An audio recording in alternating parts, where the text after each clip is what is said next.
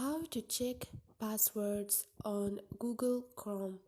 Hi guys, in this video I will show you how to check passwords on your Google Chrome. It's so easy and quick, so let's start. First thing, go to your Google. Now click on those 3 points up there. Click on setting, scroll down and click on passwords. And you have the third option, which is check passwords, and click on it and keep your passwords safe from data breaches and other security issues. And here you're gonna find all your saved passwords, and this is it.